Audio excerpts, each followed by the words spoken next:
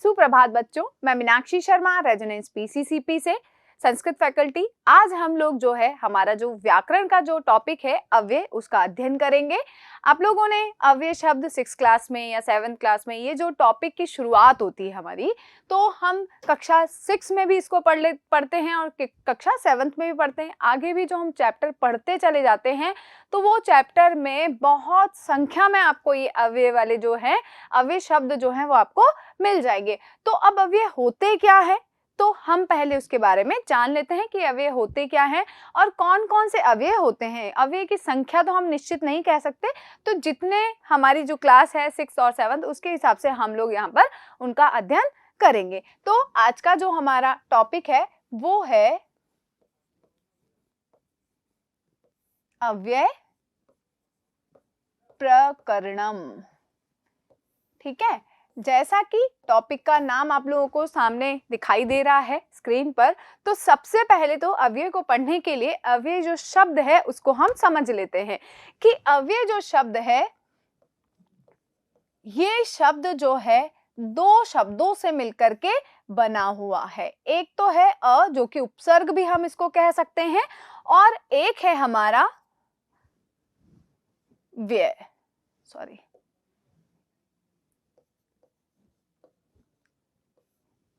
व्यय जो है, व्यय यानी खर्च करना। अब आप लोगों ने जो हिंदी में हम लोग कई बार जो विलोम शब्द पढ़ते हैं उसमें आपने देखा होगा, जैसे सत्य यानी सच बोलना, सच के लिए, और अ अगर उपसर्ग लगा देते हैं तो वो उसका विपरीत हो जाता है, असत्य यानी झूठ। ऐसे ही अव्यय यानी व्यय यानी खर्च करना। अब जब हम इसका अ अर्थ लगाते हैं तो अ जो है नहीं अर्थ को देता है। तो यानी जो खर्च नहीं होते हैं, खर्च नहीं होते हैं मीन्स कि जो शब्द किसी भी विभक्ति, क्योंकि हम संस्कृत में विभक्तियां पढ़ते हैं, हम संस्कृत में लिंग पढ़ते हैं, हम संस्कृत में वचन जो है वो पढ़ते हैं, तो वो कि ऐसे शब्द जो किसी भी विभक्ति में, किसी भी वचन में या किसी भी लिंग में अपने आप में कोई परिवर्तन नहीं करते हैं, अपने आप में कोई खर्च नहीं होते हैं, वे शब्द हमारे अव्यय कहलाते हैं। तो अब इसी जो हमने शब्द का अलग अलग करके जो हमने समझा है, उसी आधार पर हम इसकी परिभाषा लिखेंगे। तो इसकी परिभाषा हमारी होती है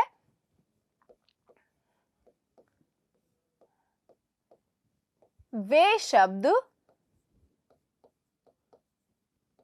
जो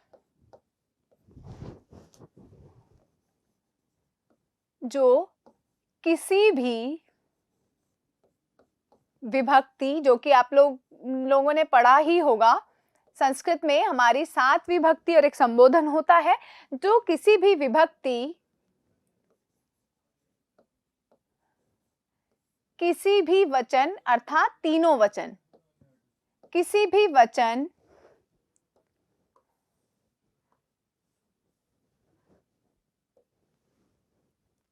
अथवा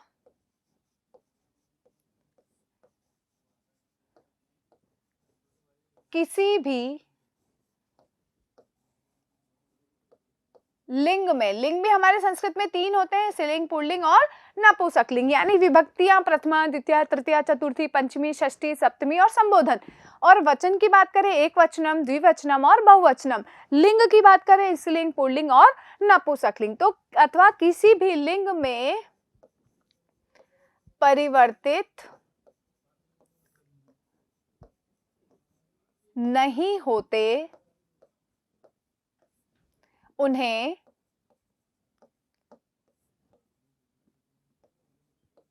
अव्यय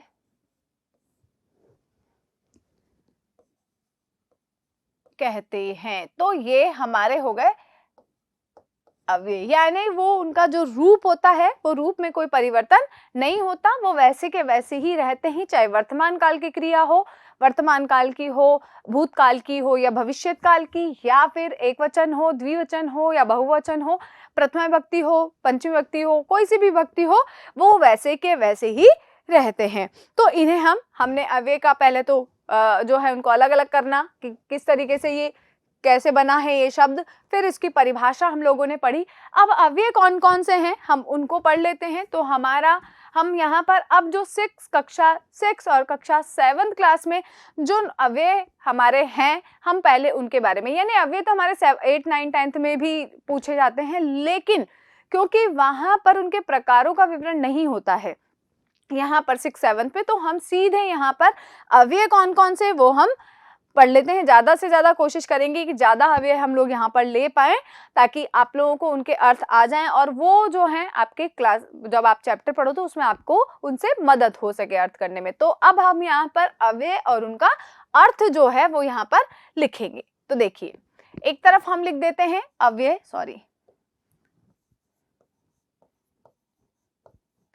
और एक तरफ हम उनका लिख देते हैं अर्थ। सबसे पहले हम लेते हैं जो हमारे प्रश्नवाचक जो शब्द होते हैं, उन प्रश्नवाचक शब्दों में जो अव्यय का प्रयोग होता है वो है हमारा, एक तो है कुत्र।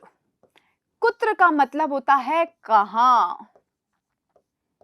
एक इसी से जुड़ा हुआ एक है हमारा कुतः। कुतः का अर्थ भी स्थानवाचक के यहीं पर प्रयोग होता है, लेकिन उसके साथ एक शब्द और जुड़ जाता है, कहां से। तो जब हमें कहां से जो है बोलना हो तब हम कुतः अव्यय का प्रयोग करेंगे, और केवल स्थान के लिए अगर हम बात करें तो वहां पर हम जो है कुत्र शब्द का प्रयोग करेंगे। इसके अलावा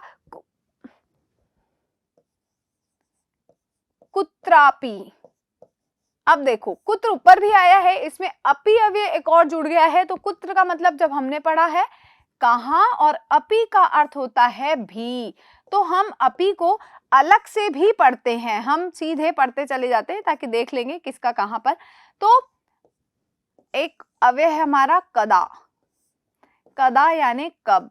अगर मैं इसमें अपि इसमें भी अगर जोड़ देती हूं तो शब्द बन जाएगा हमारा, अव्यय जो बनेगा वो बनेगा कदापि, तो उसका अर्थ हो जाएगा कभी भी। तो ये इस तरीके के जो हैं कुत्रापि हैं, कदा में अपि है ना, तो वो हम मिलाकर के उसको बना सकते हैं। ठीक है, तो आगे और पढ़ते हैं हम लोग।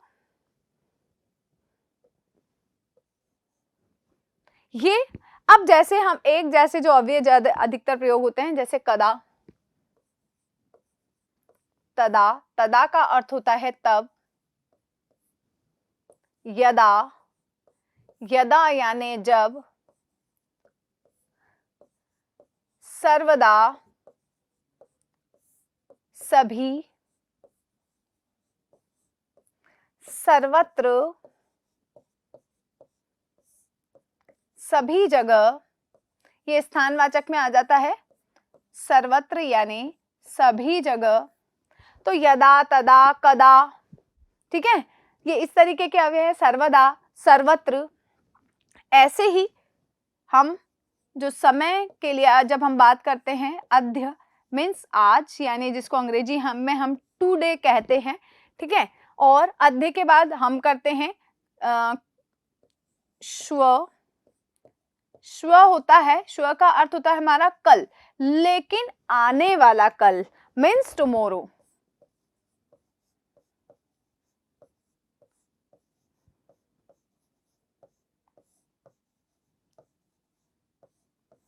अब इसी के साथ आता है हमारा हियर। अब हियर को लिखने का एक तो ये तरीका है, एक तरीके का है हमारा इसी के साथ य जोड़ दिया जाता है। ठीक है, तो हियर का भी मतलब होता है कल, लेकिन वो जो कल होता है वो होता है बीता हुआ कल।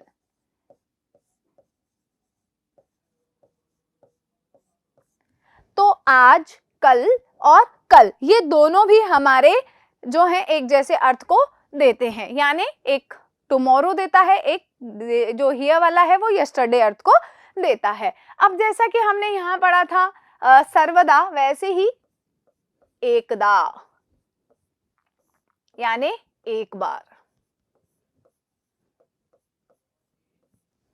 और यदा तदा जैसा हमने पढ़ा है वैसे ही होता है हमारा अत्र। अत्र का अर्थ होता है यहां। तत्र, तत्र का अर्थ होता है वहां। सर्वत्र जो कि हमने ले लिया है, अत्र, तत्र, और एक होता है यत्र। यत्र का अर्थ होता है जहां। तो ये अत्र, तत्र, सर्वत्र, और जैसे कुत्र, कुत्र यानी कहाँ, अपि हमने वहां जोड़ ही दिया था। 3 अव्यय हमने यहाँ पर स्थानवाचक के अर्थ में भी हमने यहाँ पर लिया है। अब हम देखते हैं अधुना यानी अब, इदानीम, ये भी इदानीम जो है ये भी अब या अभी, इसी समय, समय के अर्थ को देते हैं, अब कहें या अभी कहें। फिर आता है सांप्रतम, ये भी अब या अभी अर्थ को देता है। तो यहां अभी तक हम लोगों ने लगभग जो है 6, 7, 8, 9, 10, 11, 12, 13, 14, 15, 16, 17, 18, 19, 20 अव्यय हम लोगों ने यहाँ। अब हम आगे देखते हैं, इसका नेक्स्ट पेज पे देखते हैं हम लोग। फर्स्ट वाला तो हमारा ये है ही, नेक्स्ट में और कुछ अव्यय जो हैं वो हम और लिखते हैं और देख लेते हैं। यहाँ पर आगे हम देखते हैं कुछ अव्यय जोड़े के रूप में भी प्रयोग किए जाते हैं, यथा, तथा। ठीक है, यावत,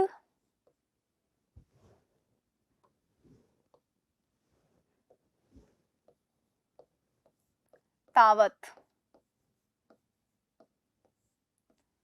यदा, तदा, यादृशम, तादृशम।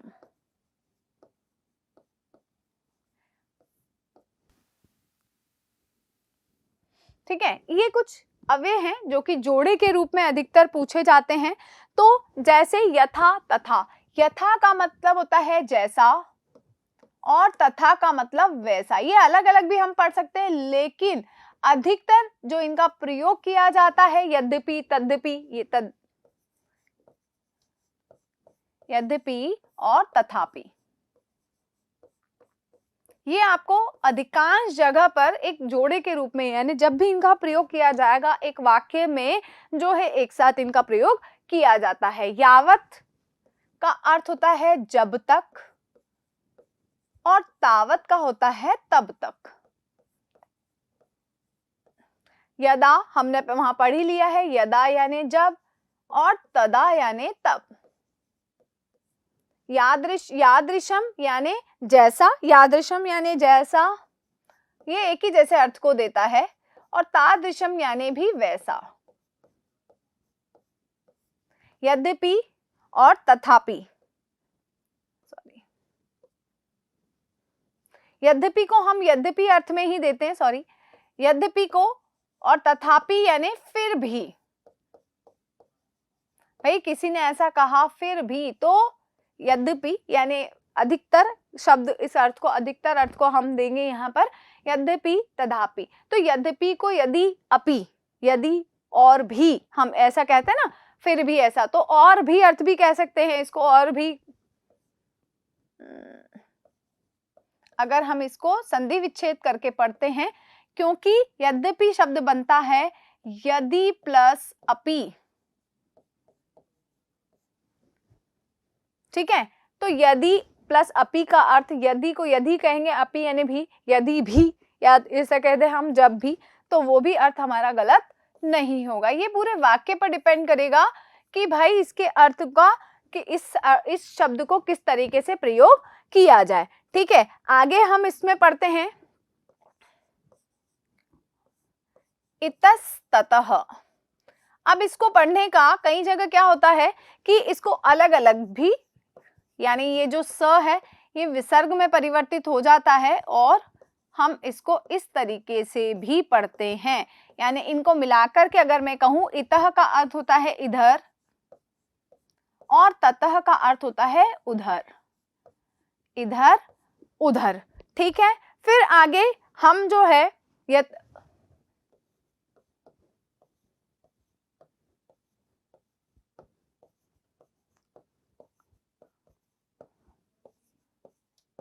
ठीक है, अब 27 नंबर पे हम पढ़ते हैं च।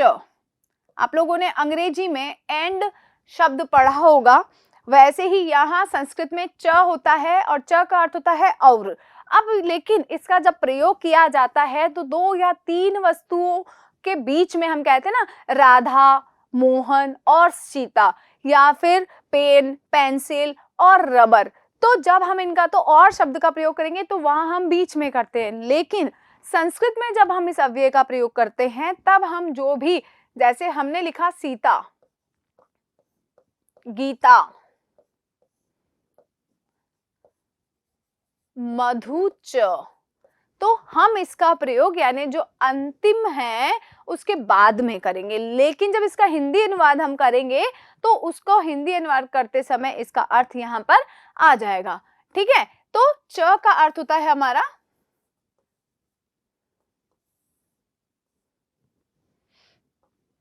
च का अर्थ होता है और। फिर अगला लेते हैं हम सह। सह का अर्थ होता है साथ। ठीक है, इस तरीके से हम और भी पढ़ेंगे। 29 नंबर पे हम लेते हैं आगे तावत, यावत, तावत, सॉरी हम अलग से इसको ले ही चुके हैं, एक साथ ले ही चुके हैं तो अलग से इसको नहीं लिखेंगे। हम लेते हैं तरही। तरही का अर्थ होता है तो, लेकिन एक अव्यय और है हमारा तू, उसका भी अर्थ होता है हमारा तो। ठीक है, ये दोनों भी हमारे तो अर्थ को ही देते हैं। अब समय के बारे में अगर हम बात करें तो समय हमने वहां पर भी किया था, प्रातः, ये भी हमारा अव्यय है। प्रातः का अर्थ आप लोगों को पता ही है, सुबह। ठीक है, फिर आता है इसी के साथ सायं, सॉरी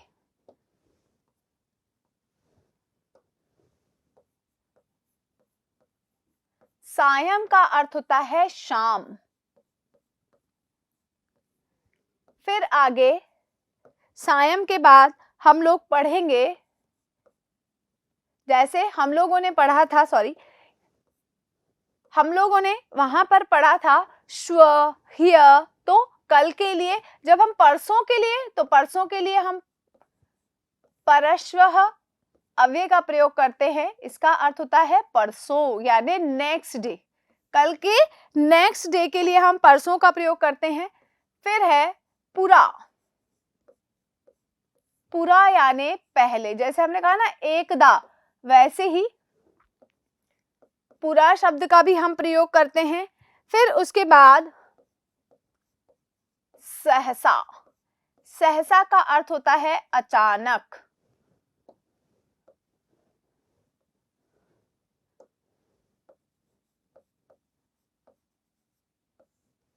और जैसा सह हमने पढ़ा था, सह का अर्थ होता है साथ, और साकम एक उपसर्ग, सॉरी साकम एक और अव्यय होता है जिसका अर्थ भी साथ ही होता है, सह, साकम, सार्धम। ठीक है, ये सब जो है हमारे सह अर्थ यानी साथ अर्थ को ही देते हैं। आगे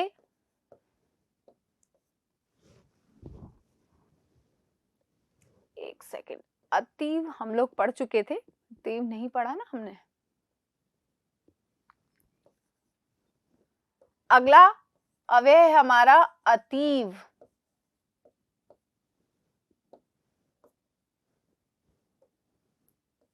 अतीव यानी बहुत।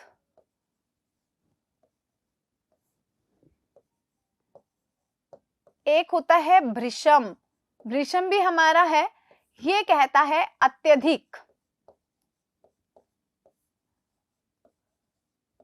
एक होता है हमारा खलु, खलु का अर्थ होता है निश्चय ही।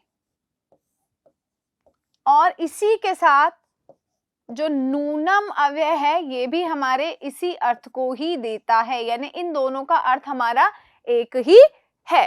ठीक है, उसके साथ साथ हम पढ़ेंगे एव अव्यय, जो हमने नहीं पढ़ा है, सॉरी एव नहीं पढ़ा अभी तक हमने।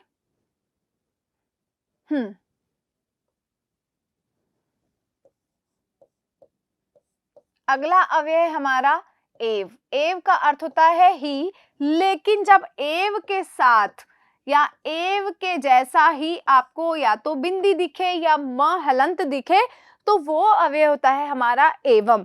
इसका अर्थ होता है इस प्रकार या ऐसा ही। ठीक है, आगे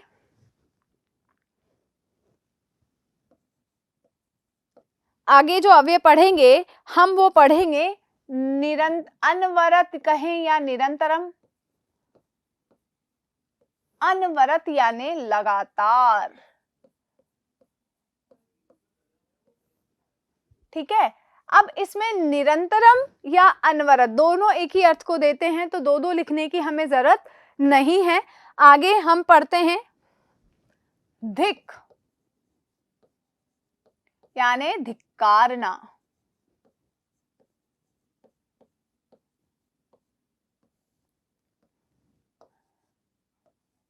प्रति, प्रति का अर्थ होता है की ओर।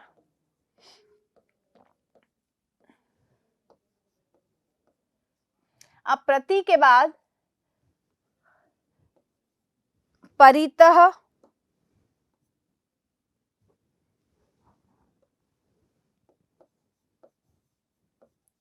परितः जो है चारों ओर।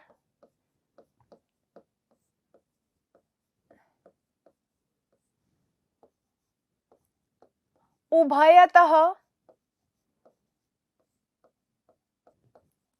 दोनों ओर।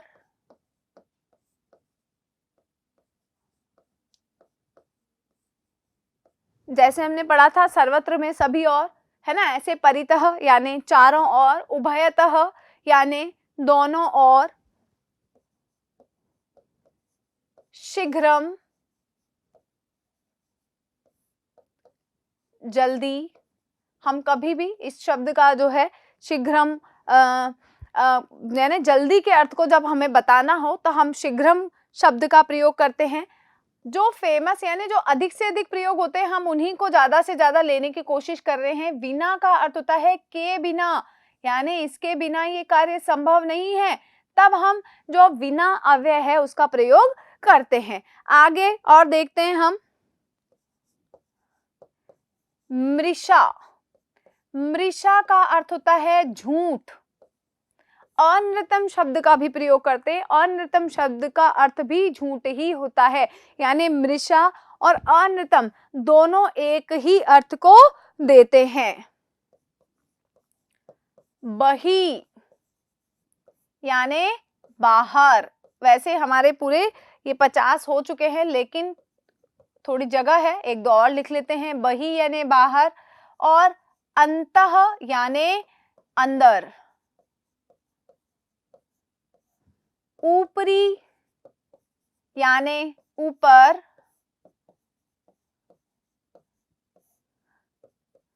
और अधः यानी नीचे।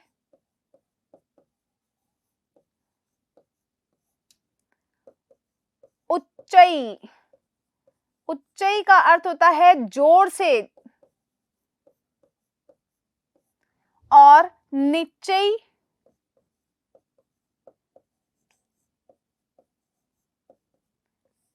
यानी अब नीचे भी धीरे से कह सकते हो, इसमें नीचे कह सकते हो। तो ये हमारे 55 अव्यय जो है यहाँ पर मैंने आप लोगों को बताए हैं। पहले अब एक बार थोड़ा सा रिवाइज और कर लेते हैं कि सबसे पहले तो हमने अव्यय में देखा कि अव्यय कहते हैं किसको है कि जो किसी भी विभक्ति में, किसी भी लिंग में, किसी भी वचन में जो है अपने आप में कोई परिवर्तन नहीं करते हैं, उनको हम अव्यय कहते हैं। अव्यय बहुत सारे होते हैं, यानी हम उसको नहीं बता सकते कि संख्या कितनी है। और ये हमारे जैसे ही 6th क्लास से संस्कृत शुरू होती है तो वहीं से ये चैप्टर के बीच बीच में जो है चैप्टर को जो वाक्य होते हैं उनकी पूर्ति में बहुत सहायक होते हैं ये। तो ये हमारे 6th क्लास से स्टार्ट हो जाते हैं। 6th 7th में थोड़े कम उपयोग में होते हैं, लेकिन जब 8th में क्लासेस जो आपके चैप्टर का जो है लेंथ चैप्टर बड़े होते चले जाते हैं, वैसे वैसे इनकी संख्या भी बढ़ती चली जाती है। कई बार कई शब्दों का, जैसे कई अव्यय का एक साथ जोड़ करके प्रयोग किया जाता है, जैसे कुत्रापि है, तदापि है ना, कदापि है, तो इनको जोड़ करके यानी दो अवयव को जोड़ दिया तो हम अलग अलग उनको अलग करके उनके अर्थ को यहाँ पर निकाल सकते हैं। जैसे कि मैंने एक दो एग्जाम्पल भी आपको यहाँ पर बताए हैं। पहला हमने लिया है कुत्र, कहाँ, कुतः कहाँ से, कुत्रापि कहाँ भी, अपि यानी भी, कदा यानी कब, तदा यानी तब, यदा यानी जब, सर्वदा यानी सभी या सब भी कह सकते हैं, सर्वत्र सभी जगह, अद्य आज यानी टुडे, श्व टुमोरो, और हियर यस्टरडे, एकदा एक बार, अत्र यहाँ, तत्र वहां, यत्र जहां, अधुना अब, अधुना इदानीम, सांप्रतम, ये जो है अब या अभी अर्थ को देते हैं। आगे जो है ये कुछ जोड़े में इनका उपयोग होता है, या हम इसको ये कहें कि ये जो अव्यय है हमारे, जिसमें जैसे हमने पढ़े हैं यथा तथा, यावत तावत, यदा तदा, तो ये जहां पर भी एक का प्रयोग होगा दूसरे का प्रयोग उसके साथ में जोड़ा यानी जोड़े के रूप में ये प्रयोग किए जाते हैं। जैसे यथा का जैसा, तथा यानी वैसा, यावत जब तक, तावत तब तक, यदा यानी जब, तदा यानी तब, यादृशम तादृशम यानी जैसा वैसा, यद्यपि तथापि, यद्यपि को यद्यपि ही अधिकतर कहते हैं हम लोग, जब भी कह सकते हैं, फिर भी, और इतः ततः इधर उधर, ये भी जोड़े में प्रयोग होता है अधिकतर। च यानी और, सह साथ, तरही यानी भी तो, और तू यानी भी तो। फिर है आगे प्रातः यानी सुबह, सायं यानी शाम, परश्व यानी परसों, पुरा यानी पहले, सहसा अचानक, साकम यानी साथ, अतीव यानी बहुत, भृशम यानी अत्यधिक, खलु और नूनम ये जो है निश्चय ही के अर्थ को देते हैं। एव यानी ही और एवं यानी इस प्रकार। एक अवयव और हमारा प्रश्न में पूछा जाता है, वो भी बता देती हूं आपको। यतोहि, यतोहि का अर्थ होता है क्योंकि। इसके साथ साथ एक अवयव आप कई जगह आप इसको पढ़ोगे, यत, इसका अर्थ होता है यत भी होता है कह सकते हैं, और यत की जगह यद शब्द का प्रयोग भी किया जाता है, उसका अर्थ होता है कि। ठीक है, फिर है हमारा आगे अनवरत कहें, निरंतरम कहें तो वो होता है लगातार, धिक यानी धिक्कारना, प्रति यानी की और, परितः चारों ओर, उभयतः दोनों ओर। ठीक है, शीघ्रम यानी जल्दी, विना यानी के बिना, मृषा यानी झूठ, और बही यानी बाहर, अंतः यानी अंदर, ऊपरी यानी ऊपर, और अधः यानी नीचे, और उच्च यानी जोर से, निश्चय यानी धीरे से। तो यहाँ लगभग 55, 56, 57 के लगभग हम लोगों ने अव्यय जो है जाने हैं यहाँ पर। आशा करती हूँ आप लोगों को समझ में आए होंगे। बहुत बहुत धन्यवाद।